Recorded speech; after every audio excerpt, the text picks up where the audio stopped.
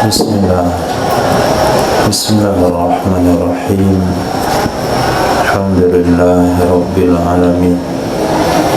Wa sallallahu ala sayyidina Maulana Muhammadin wa ala alihi wa sahbihi ajma'in, amma ba'd. Rabbi yassir wa tu'assir, Rabbi tamim bil khair.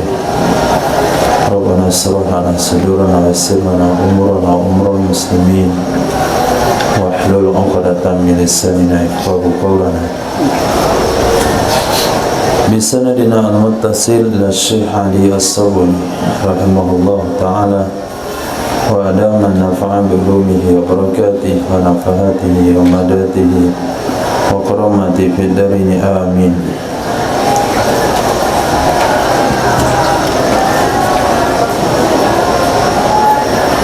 Kemarin pembahasan tentang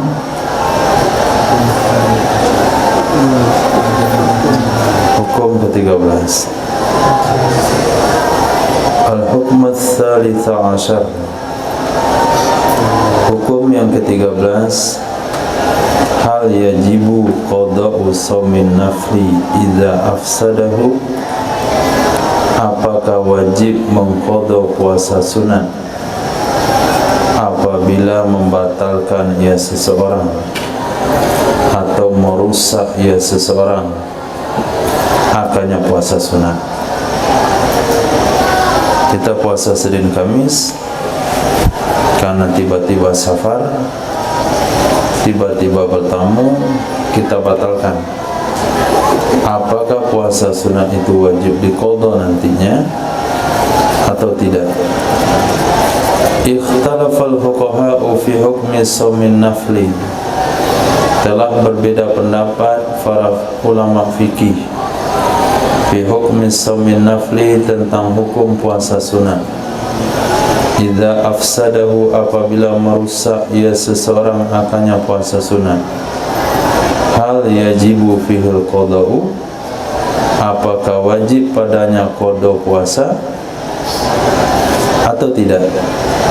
Ala madahib, atas beberapa mazhab ulama. Satu, mazhab Imam Abu Hanifah, yajibu alaihil qada'u, wajib terhadapnya seseorang mengqadha puasa sunat. Kenapa? Li'annahu bisyuru', karena sesungguhnya puasa sunat dengan sebab memulainya itu yalzamuhul itmam, wajib akannya seseorang oleh menyempurnakannya. Ini pendapat mazhab Imam Abu Hanifah. Orang yang puasa sunat lalu dibatalkan karena uzur sekalipun, dengan dia sudah memulai mesti disempurnakan. Kalau tidak disempurnakan, dia wajib mengqadhanya. Mazhab Imam Syafi'i dan mazhab Imam Hambali, la yajibu alaihil qada'u, tidak wajib di atasnya seorang oleh mengqadha. Karena ada mafhum hadis yang berbunyi, mafhumnya nih, li'annal mutatawwi'a amiru nafsi, karena sesungguhnya orang yang melakukan ibadah sunnah itu adalah yang menentukan dirinya sendiri. Amir dirinya, yang menentukan dirinya sendiri, apakah dia mau melanjutkan puasanya atau membatalkannya. Zahabal Malikiyah, berpendapat mazhab Maliki, annahu, sesungguhnya, idza abtalahu fa'alaihil qada'u, jika membatalkan ia seseorang akannya puasa sunat, maka wajib terhadapnya mengqadha. Wa in kana tara'a alaihi ma yufsidu, dan jika ada datang di atasnya seseorang, apa yang ada, apa yang datang, ma yufsidu, sesuatu yang merusak ia akannya puasa, fala qada'a alaih, maka tidak ada qada di atasnya. Mazhab Maliki terbagi dua pendapat. Terbagi dua hukum. Kalau sengaja dibatalkan wajib qada, tapi kalau terjadi perkara membatalkan tanpa unsur kesengajaan tidak wajib. Mazhab Imam Syafi'i enggak wajib diqada walaupun dibatalkan secara sengaja.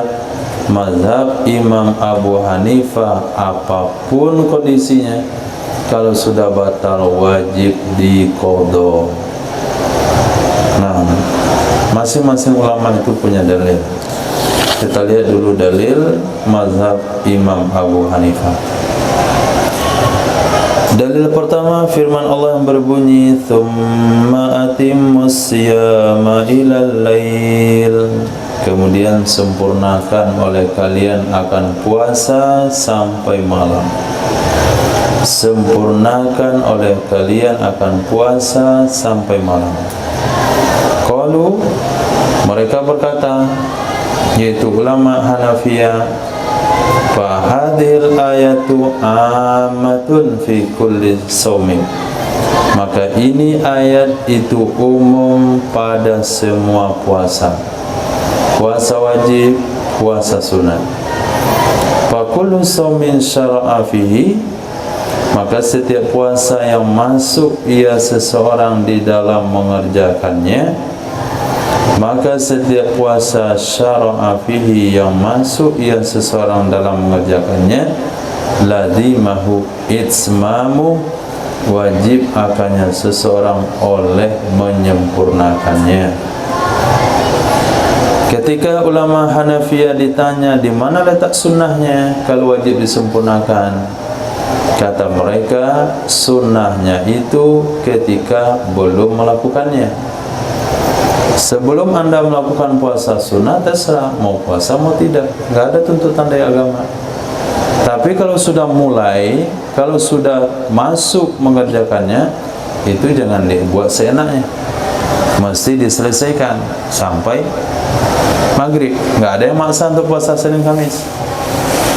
Mau puasa puasa, mau enggak. Tidak ada beban hukum dari syariat. Tapi kalau sudah puasa, itu mesti selesaikan sampai maghrib. Jangan dibuat agama ini mainan. Nah, sudah dia puasa jam 10 dia makan. Katanya puasa zuhur udah beralih undangan dia makan. Nah, ini pandangan ulama Hanafiyah. Sebetulnya pandangan ini berlaku setiap ibadah sunnah, termasuk sholat. Orang melakukan sholat duha 2 rakaat, Allahu Akbar, saya sholat duha 2 rakaat. Ulama Syafi'iyah katakan kalau dia sedang rakaat pertama pengen batalkan, tidak ada masalah. Kalau mazhab Hanafi jangan. Cuman sebelum kamu sholat, Allah nggak wajibkan mau sholat enggak. Tapi kalau sudah angkat takbir, wajib selesaikan sesuai dengan rakaat yang diniatkan. Ini mazhab Hanafi.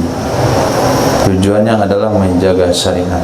Sunnahnya sebelum dilaksanakan, kalau sudah masuk, lazimahu itmamu.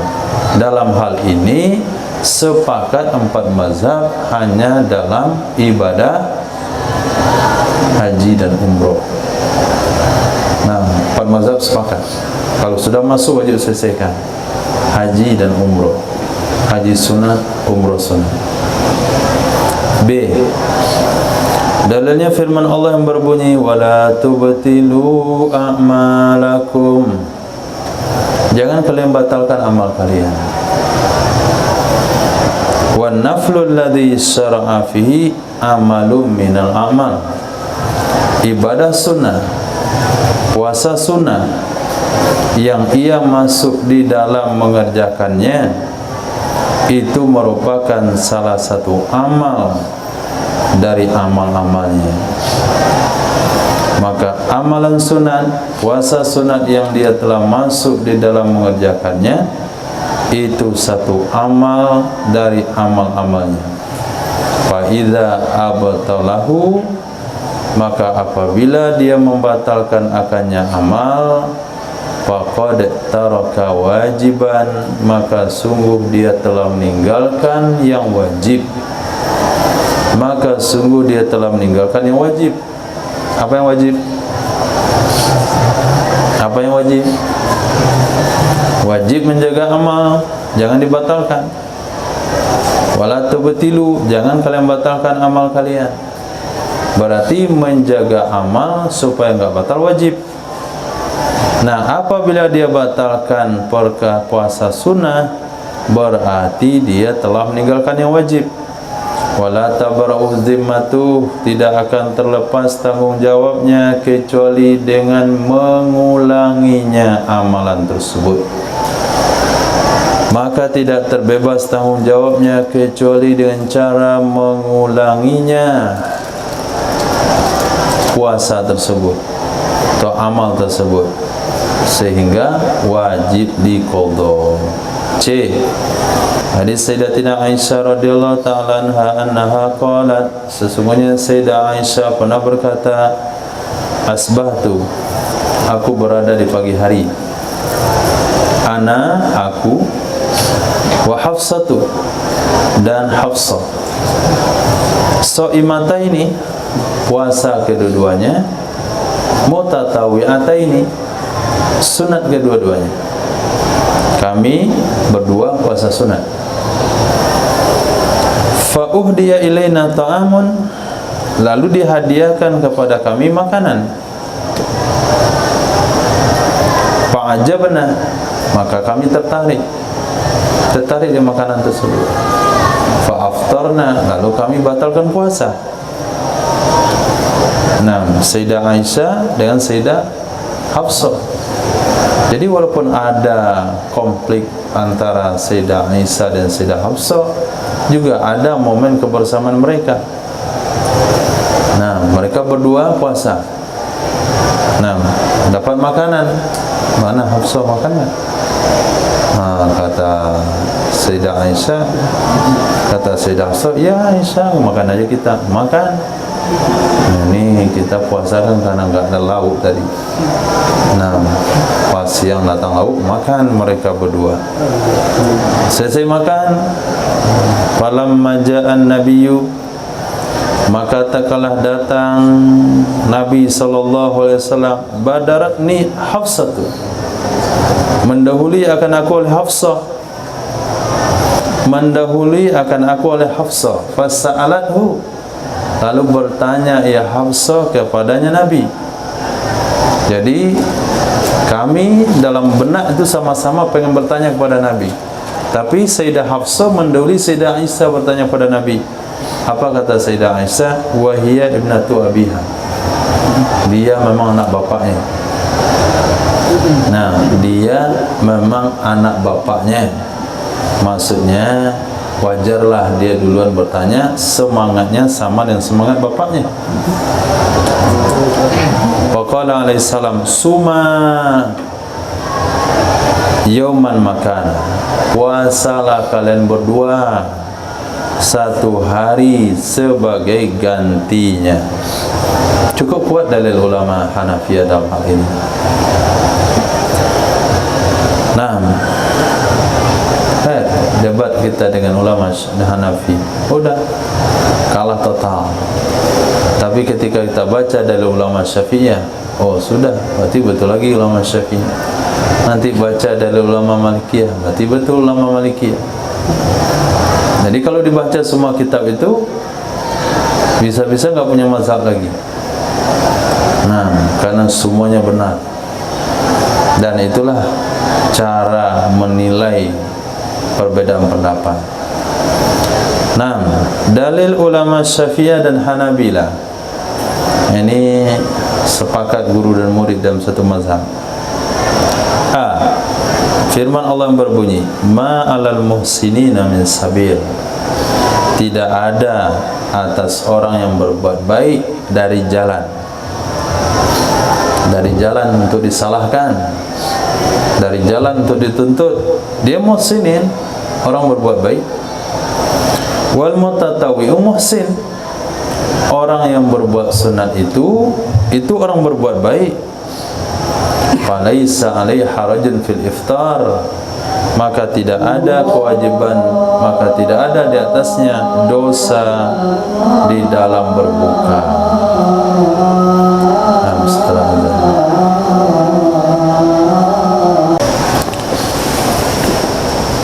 Dalil ulama Syafi'iyah dan Hanabilah, firman Allah berbunyi, ma'alal muslimin min sabil, tidak ada terhadap orang berbuat baik itu jalan untuk kita salahkan. Wal mutatawwi muhsinun, orang yang berbuat ibadah sunnah itu orang berbuat baik, maka tidak ada kewajiban di atasnya, maka tidak ada di atasnya dosa fil iftar, di dalam berbuka puasa. Maksudnya sini membatalkan puasa, tidak ada dosa. B, hadis Nabi yang berbunyi as-shaimul mutatawwi amiru nafsi, orang puasa yang melakukan ibadah sunnah, maksudnya orang yang melakukan puasa sunnah itu yang mengatur dirinya sendiri. Amiru nafsihi, yang mengatur dirinya sendiri. Insya'a sama, jika dia mau dia puasa. Wa insya'a aftara, jika dia mau dia bisa membatalkan puasanya, terserah dia. At-tarjih, nah, tarjih nggak ada dalil Malikiyah disebutkan oleh Syekh Ali, langsung tarjih. La'alla ma zahaba ilaihi al-Hanafiyah yakunu arjah, semoga sependapat yang berpendapat kepadanya oleh ulama Hanafiyah itu ada dia pendapat lebih kuat. Kenapa? Karena sesungguhnya Nabi SAW itu memerintahkan, ya Nabi akan Sayyidah Aisyah dan Sayyidah Hafsah dengan puasa 1 hari makanahu, pada tempatnya puasa yang, atau penggantinya puasa yang dibatalkan. Wa huwa nasu, itu adalah nas, jelas di dalam wajib mengqadha, wallahu a'lam. Sementara al-mutatawwi'u amiru nafsi insya'a sama insya'a aftara, ini masih masih mubaham. Tapi yang hadis daripada mazhab Hanafi, nah hadis pada mazhab Hanafi itu lebih konkret, maka dikatakan oleh Syekh Ali dan bahasa nas. Nah, satu yang tidak mungkin ditakwil lagi. Al-hukm ar-rabi' asyar, hukum yang ke-14. Apa itu i'tikaf? Ma huwal i'tikafu, apa itu i'tikaf? Wa fi ayyil masajid ya'takif, pada masjid-masjid yang mana seseorang bisa i'tikaf?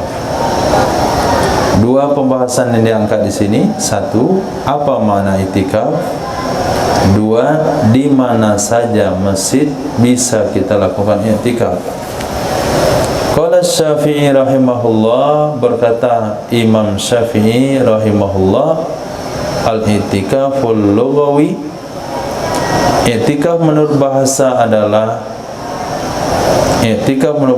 adalah mulazamatul mar'i lisyai'i, melazimi oleh seseorang bagi sesuatu, wa habsu nafsi alaih, dan dia menahan dirinya di atasnya sesuatu. Birran kana au ithman, baik adalah sesuatu itu atau dosa. Ini makna i'tikaf menurut bahasa. Sesuatu yang dilakukan oleh seseorang secara berkelanjutan dan dia menahan dirinya atas hal tersebut. Apakah sesuatu itu perkara baik atau perkara dosa? Seperti firman Allah yang berbunyi, ya'kifuna ala asnamillahu, mereka i'tikaf atas patung-patung mereka. Artinya menyembah selalu patungnya dan menahan diri untuk selalu menyembah patungnya. Jadi bahasa i'tikaf menurut bahasa itu bertahan dalam suatu pemahaman, bertahan dalam suatu amalan, bertahan dalam satu aktivitas. Maka dikatakan enggak salah kalau bahasa-bahasa seseorang, ini anak ini sejak pulang i'tikaf depan TV. Nah, itu bahasa itu benar. Dia i'tikaf depan TV saja. Apa maksud i'tikaf depan TV? Berarti menahan diri di sana, selalu di sana, enggak pindah-pindah kemana-mana. Itu mana i'tikaf. Menurut bahasa benar. Sementara i'tikaf menurut syar'i adalah, i'tikaf menurut istilah syara' adalah al-muqthu fi baitillah bi niyatil ibadah, menetap di rumah Allah dengan niat ibadah. Menetap di rumah Allah dengan niat ibadah. Dia mampir di masjid, apalagi di siang hari Ramadan, banyak sekali orang-orang yang tidur di masjid pada zuhur. Apa niatnya? Niat istirahat, tidak dapat ibadah, tidak dapat nilai i'tikaf. Tapi kalau dia niat masuk masjid untuk beribadah, apakah dia sambil istirahat atau tidur sekalipun, maka dia dapat ibadah. Wa huwa minas syara'i'il qadimah, dianya i'tikaf termasuk dari syariat umat dulu. Itu syariat yang sudah lama. Nah, di antaranya puasa, itu syariat yang sudah lama. Begitu juga salat, itu syariat yang dulu umat-umat sebelumnya juga melakukan. Qala Allah Ta'ala, wa tahhir baitiya lit-ta'ifina wal qa'imin. Wal qa'imin? Wal akifin.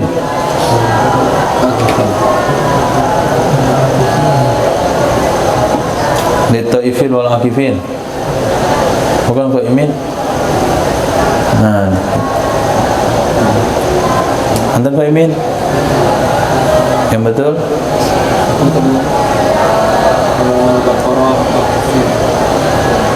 Betul kedua-duanya?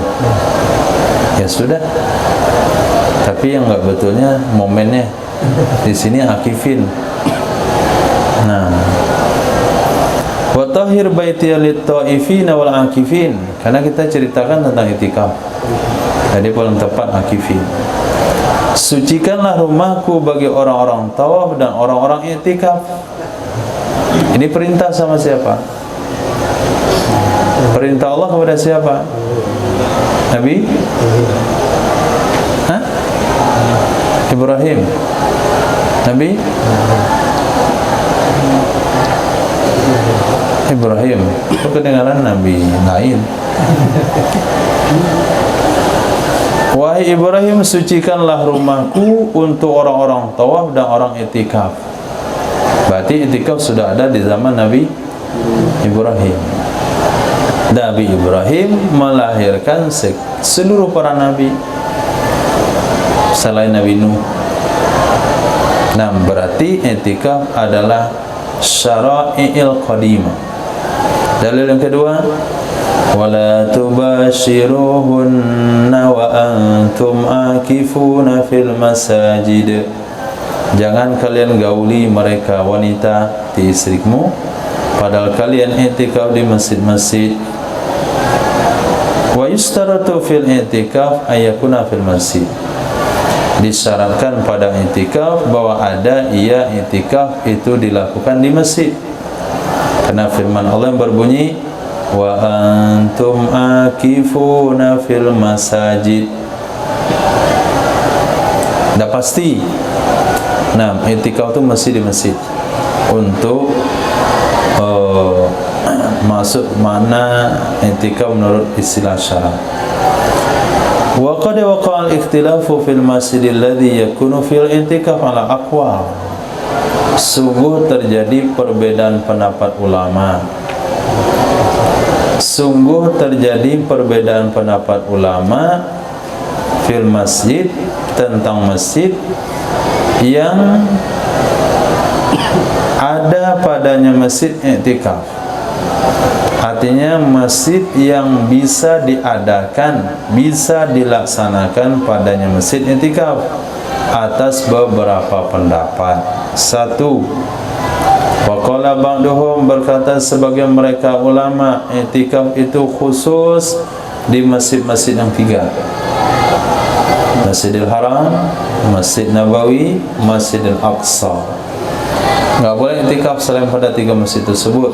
Ini pendapat sebahagian. Wahia Masjidul Anbiya alaihi salam. Itulah masjid-masjid para nabi alaihi salam. Mereka berdalil hadis Nabi yang berbunyi, la tusaddur rihal illa ila salasati masajid. Tidak boleh dipecut,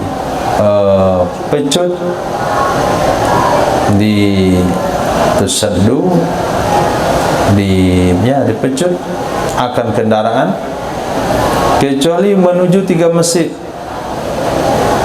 Nah, jadi kendaraan tidak boleh dipaksa untuk berjalan kecuali untuk ketiga masjid, yaitu Masjid Nabawi, Masjidil Haram, dan Masjidil Aqsa. Ini pendapat Sayyidina Imam Sa'id ibn Musayyib. Nah, wa qala ba'duhum, berkata sebagai mereka ulama, la'tikafa illa fi masjidin, nah, tujamma'u fihil jama'ah. Tidak ada i'tikaf kecuali di masjid yang dilaksanakan padanya sholat jamaah. Masjid yang ada di sana pelaksanaan sholat jamaah. Ini pendapat Sayyidina Abdullah bin Mas'ud. Dengan pendapat ini akhazal Imam Malik. Nah, berpegang oleh Imam Malik rahimahullah fi ahadi kaulaih, pada salah satu dua pendapat Imam Malik. Pendapat ketiga, waqala al-jumhur, berkata jumhur ulama, yajuzul i'tikafu fi kulli masjidin minal masajid. Boleh i'tikaf pada setiap masjid dari masjid mana-mana saja. Di umumi qaulihi ta'ala, karena umum firman Allah, wa antum akifuna fil masajid. Wa huwa sahih, itulah pendapat yang kuat. Li'annal ayat, karena sesungguhnya ayat la tu'ayyin, tidak menentukan ia ayat masjidan makhsusan, akan masjid tertentu. Kalau ayat tidak menentukan pada masjid tertentu, fayabqal lafzu ala umumi, maka terbiarlah lafaz atas umumnya. Nah, lafaz umum masjid, masjid mana saja boleh i'tikaf, sah i'tikaf. Berkata Imam Abu Bakar Al-Jassas, hasalat tifaqu jami'is salaf, telah hasil kesepakatan seluruh ulama salaf, atau telah terjadi kesepakatan seluruh ulama salaf, anna man syaratal i'tikaf fa ayakuna fil masjid, sesungguhnya anna min syartil i'tikaf, sesungguhnya di antara syarat i'tikaf itu bahwa ada ia i'tikaf di masjid, ala ikhtilafin minhum, atas perbedaan dari mereka, fi umumil masjid wa khususiha, pada umum masjid, artinya masjid mana-mana saja, dan khususnya masjid. Yang jelas sudah ada kesepakatannya. Seluruh ulama salaf mengatakan i'tikaf itu hanya sah di masjid. Hanya saja perbedaannya terjadi, ada yang mengkhususkan masjidnya, ada yang memandang masjid secara umum. Nah, pendapat Imam Sa'id Ibn Musayyib khusus di 3 masjid. Pendapat daripada Sayyidina Abdullah bin Mas'ud khusus di masjid yang ada salat jamaahnya. Pendapat jumhur tidak mesti, asal namanya masjid boleh i'tikaf, sah i'tikaf.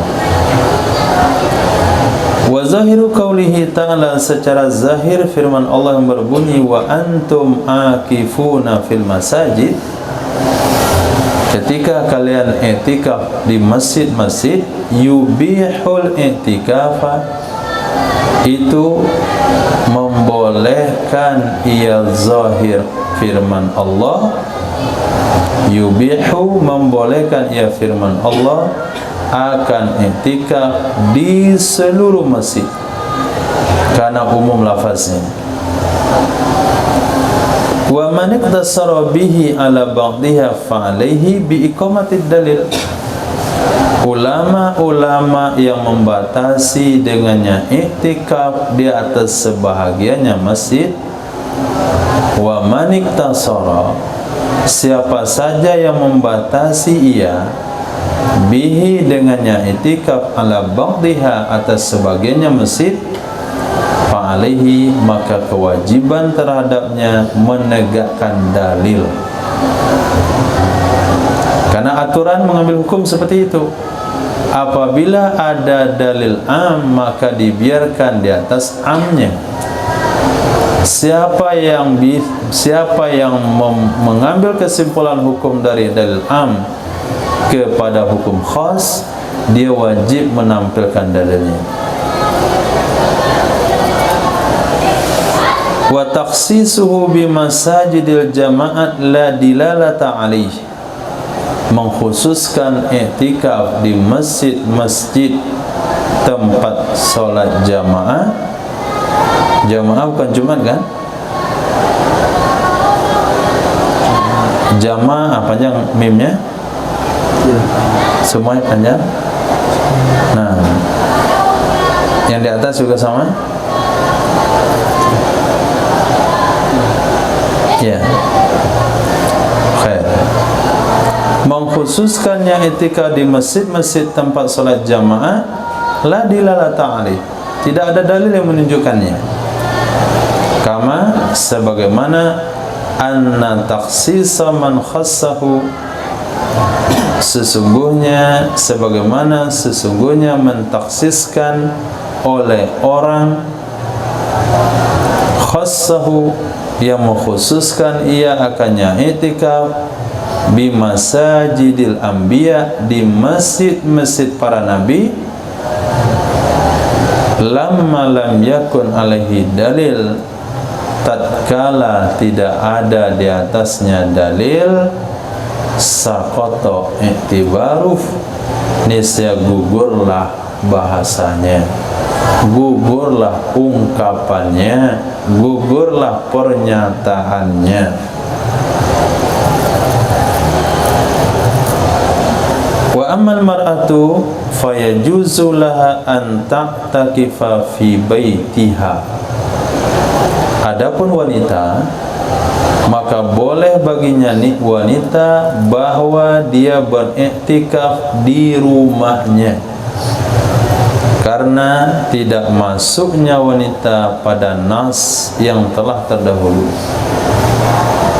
Nah, wa antum akifuna fil masajid. Wa antum, antum itu kepada muzakkar, kepada laki-laki. Kenapa kepada laki-laki? Padahal domir-domir muzakkar dalam ayat itu taglibiyah, masuk wanita di dalamnya. Ya ayyuhalladzina amanu kutiba alaikumussyam, wanita wajib puasa. Aqimus sholata wa atuz zakah, laki-laki wajib salat, perempuan juga wajib. Laki-laki wajib bayar zakat, perempuan juga wajib. Nah, kenapa wa antum akifuna fil masajid ini? Ini khusus kepada laki-laki, tidak masuk wanita.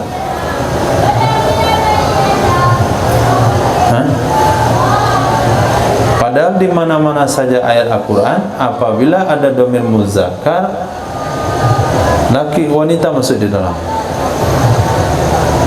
Kalau begitu nggak ada ayat perintah untuk wanita puasa. Kalau nggak masuk wanita dan laki-laki, tidak ada ayat memerintahkan wanita untuk sholat. Yang ada aqimus sholat, aqimus sholat. Lalu kenapa Syekh Ali As-Sabuni mengatakan wanita tidak masuk pada nas sebelumnya?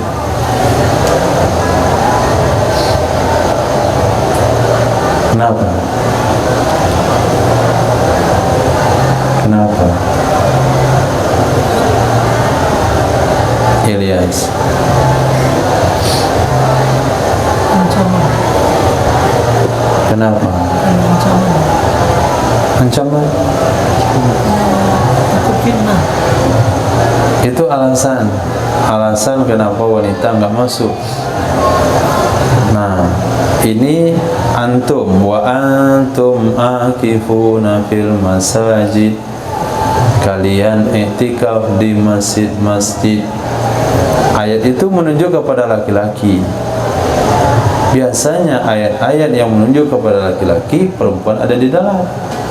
Di sini kata Syekh Ali, li adami dukhuliha fin nasis sabi. Kenapa?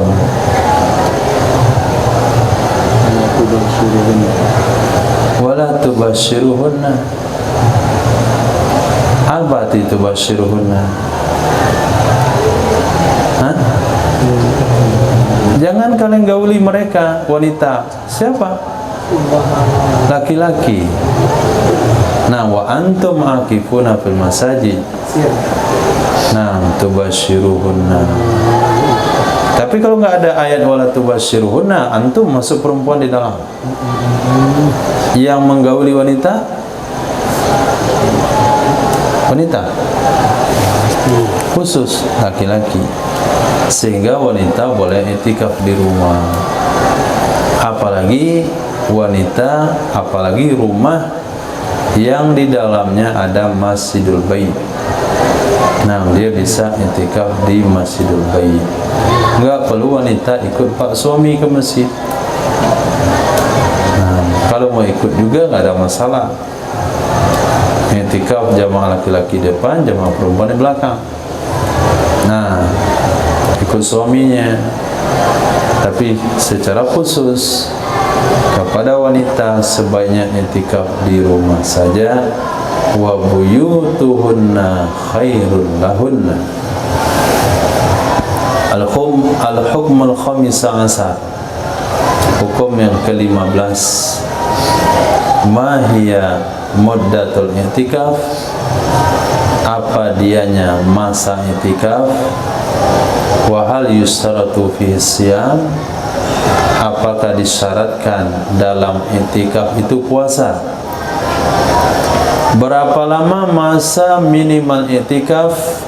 Kira-kira begitu inti pertanyaannya jelas. Berapa masa minimal i'tikaf? Apakah disyaratkan di dalam i'tikaf itu puasa? Ikhtalafal fuqaha. Telah berbeda pendapat ulama fikih fil muddatil lati, dalam menentukan masa yang talzamu, yang mesti ia masa di dalam ibadah i'tikaf, atas beberapa pendapat. Satu, aqalluhu yauman wa lailah. Minimalnya i'tikaf itu sehari semalam, 24 jam. Enggak boleh i'tikaf sambil nunggu sholat, enggak boleh i'tikaf antara maghrib dan isya, enggak boleh i'tikaf hanya sholat Jumat saja. Minimal sehari semalam. Ini mazhab Ahnaf, ulama Hanafiyah. B, aqalluhu asharatu ayyam. Ini gawat lagi. Minimal i'tikaf itu 10 hari. Nah, per 3 hari tiap bulan itu enggak sah. 10 hari tiap bulan. Nah, itu mazhab salah satu dari dua pendapat Imam Malik. Nah, salah satu dari dua pendapat Imam Malik. C, aqallu lahdhah, minimal i'tikaf itu sesaat. Bahkan kalau dia masuk masjid kemudian dia matikan lampu, dia keluar lagi, itu dah sah i'tikafnya. Nah, semasa menekankan kontak lampu aja dia tenang, itu sudah sah. Wala hadda li aktsari, tidak ada batasan bagi maksimalnya. Dia dalam mazhab Imam Syafi'i.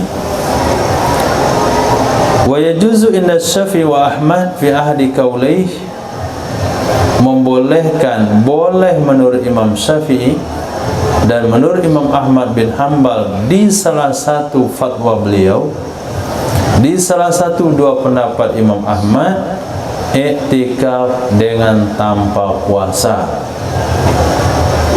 Berkata jumhur di sini adalah Imam Abu Hanifah, Imam Malik, Imam Ahmad bin Hanbal di kaul yang lain. Imam Ahmad bin Hanbal di kaul yang lain. Fil qaulil akhar la yasihul i'tikafu illa bisaumin, tidak sah i'tikaf kecuali dengan keadaan puasa. Wahtajju, mereka berdalil bima rawathu Aisyah, dengan hadis yang meriwayatkan akannya oleh Sayyidah Aisyah radhiyallahu taala anha, sesungguhnya Nabi sallallahu alaihi wasallam bersabda, la i'tikafa illa bisyamin, tidak ada cerita i'tikaf, tidak ada jenis i'tikaf kecuali dengan puasa. Kemudian hadis Nabi yang berbunyi i'takif fasum, i'tikaflah kamu, puasalah kamu. Wa qalu, mereka berkata, innallaha zakara i'tikafa ma'asiyah, sesungguhnya Allah Subhanahu wa taala menyebut ibadah i'tikaf bersamaan dengan ibadah puasa di dalam firman Allah yang berbunyi wa kulu washrabu, sampai firman Allah wa antum akifuna fil masjid. Padahal maka menunjukkan ia firman Allah tersebut ala annahu, di atas sesungguhnya la i'tikafa illa bisyam, tidak ada i'tikaf kecuali dengan puasa. Berkata Al-Imam Fakhrul Razi, yajuzul i'tikafu bighairi saumin, boleh i'tikaf tanpa puasa.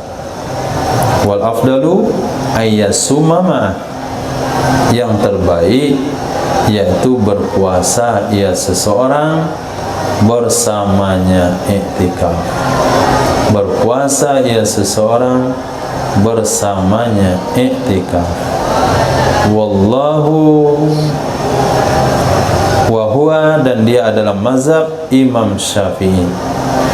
Berkata Imam Abu Hanifah, la yajuzu, tidak boleh ia i'tikaf kecuali dengan puasa.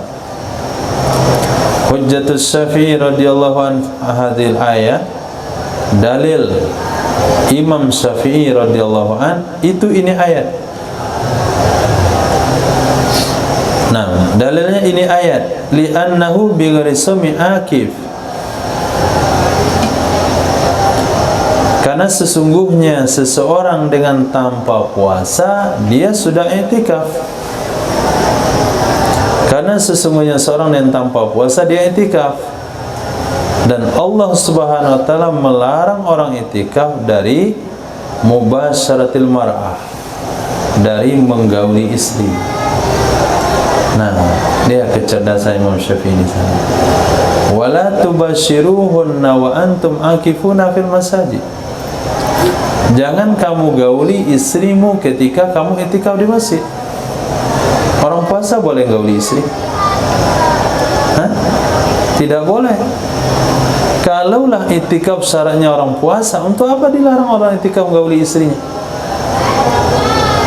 Bisa dipahami istinbatnya? Wala tubashiruhunna wa antum akifuna fil masajid, jangan kamu gauli istrimu ketika kamu i'tikaf di masjid. Kalaulah disyaratkan orang i'tikaf dia puasa, dengan puasa itu enggak boleh gauli istri, enggak perlu dilarang lagi. Kalau memang syaratnya i'tikaf dan puasa, orang puasa enggak boleh gauli istri, batal puasanya. Lalu kenapa orang i'tikaf dilarang lagi menggauli istri? Berarti dia boleh menggauli istri. Kalau boleh sedang puasa. Nah, itu dalilnya. Ya, ayat itu sendiri menjadi dalil. Kata Imam Syafi'i radhiyallahu anhu, "Aqulu al-masyhuru indal fuqaha'il ahnaf." Pendapat yang kuat, yang masyhur menurut fikih ahnaf, annahum, sesungguhnya mereka membagi i'tikaf kepada 3 pembagian. 1, mandub. Mandub wa huwa yatahaqqaqu bi mujarradin niyyah. Dianya i'tikaf sunat itu bisa terlaksana, bisa dipastikan dengan semata-mata niat. Wa yakfi fihi, dan mencukupi padanya i'tikaf walaupun sesaat. Yang kedua, i'tikaf sunnah. Dia adalah i'tikaf di 10 terakhir di bulan Ramadan. Yang ketiga, i'tikaf wajib. Dialah i'tikaf yang dinazarkan. Wala budda fihi minas shaum. Harus padanya i'tikaf wajib dari puasa. Wal adillatu bitafsil, dalil secara rinci, tatlubu min kutubil furu', kamu cari dari kitab-kitab furu'. Kalau demikian pendapat dalam mazhab Ahnaf, berarti tidak ada khilafiyah kalau kita i'tikaf sambil menunggu waktu sholat. Tidak ada khilafiyah kalau kita i'tikaf sebelum salat Jumat. Menurut Ahnaf boleh, tapi i'tikaf itu mandub namanya. Tapi kalau sunnah mesti 10 akhir bulan Ramadan. Tapi kalau wajib mesti 1 hari total dan harus puasa. Nah, ma tursidu ilaihil ayatul karimah, sesuatu yang menunjukkan kepadanya oleh ayat-ayat yang mulia tersebut. 1, kesimpulan maksudnya, asyamu syariatullah, puasa itu adalah syariat Allah Subhanahu wa taala li jami'il umam, bagi seluruh umat. Faradahu Allahu ala jami'il muslimin, mewajibkan akannya puasa oleh Allah terhadap seluruh kaum muslimin. Yang kedua, as-saumu madrasah ruhiyah. Puasa itu adalah madrasah ruhani. Madrasah mendidik batin, mendidik ruh, litahzibin nafs, untuk membersihkan jiwa, wa ta'widiha, dan melatihnya jiwa, membiasakannya jiwa untuk bersabar. Yang ketiga, ikhtarallahu syahra Ramadan li faridis siyam li'annahu syahrul Quran. Memilih oleh Allah Subhanahu wa taala akan puasa Ramadan, memilih oleh Allah Subhanahu wa taala akan bulan Ramadan untuk kewajiban puasa. Karena sesungguhnya Ramadan adalah bulan Quran.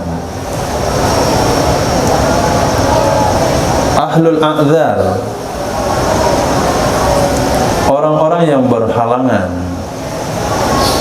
orang-orang yang ada uzur, rakhasallahu lahum, memberikan keringanan oleh Allah Subhanahu wa taala bagi mereka untuk tidak berpuasa. Iftar ada 2 makna. Ada maknanya tidak berpuasa, ada maknanya berbuka. Kalau kita katakan nanti berbuka, mafhum orang berbuka tepat waktu. Masuk iftar di sini tidak puasa, berbuka di siang hari Ramadan. Rahmatan minallah, sebagai rahmat dari Allah, wa taisiran, dan sebagai kemudahan.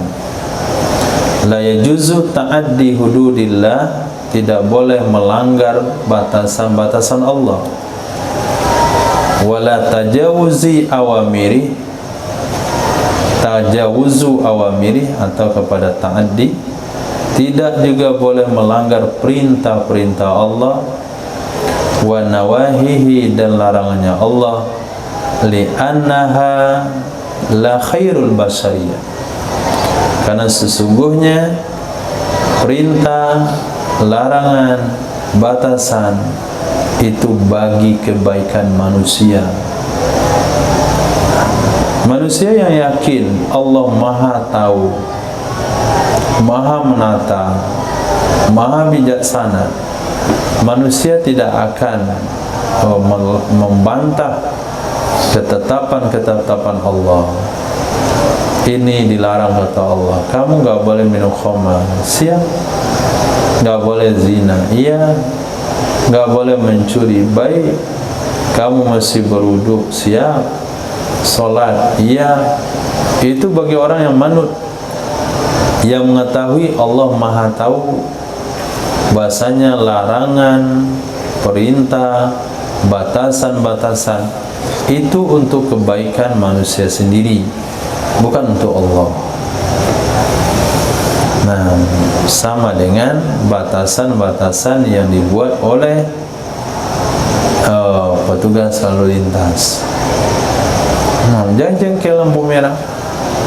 Kalau nggak percaya, tabrak saja. Lihat kejadiannya.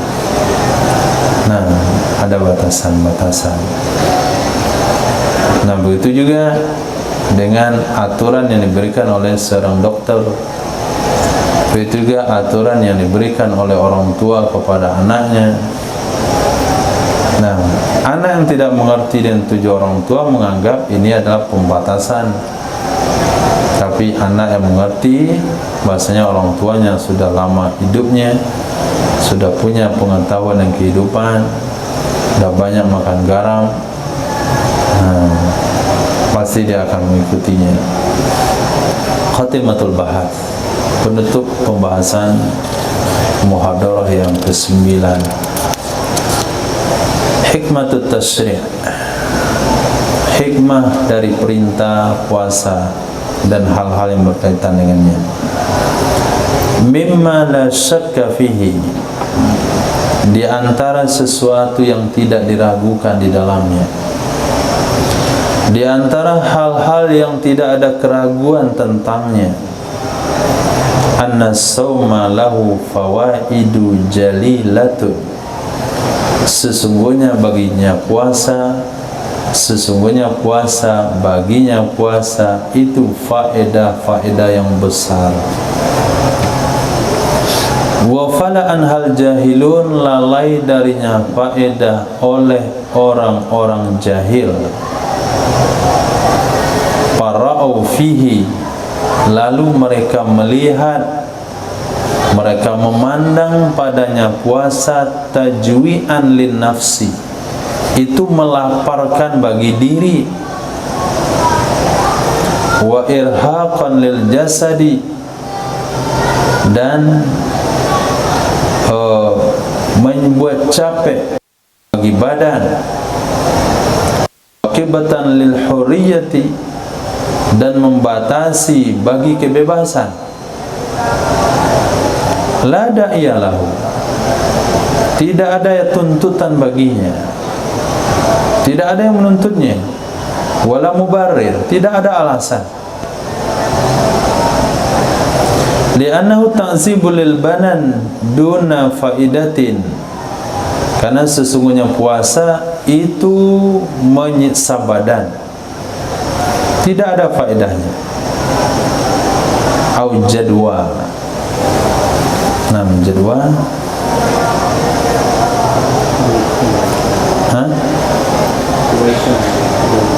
kebaikan, tidak ada kebaikan.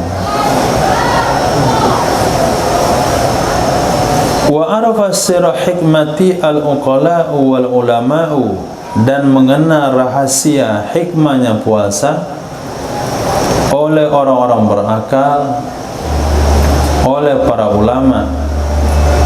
Fa'adraku, lalu mereka mendapatkan ba'da fawaidi, sebahagian faedah-faedahnya, wa asrari, dan rahasia-rahasianya.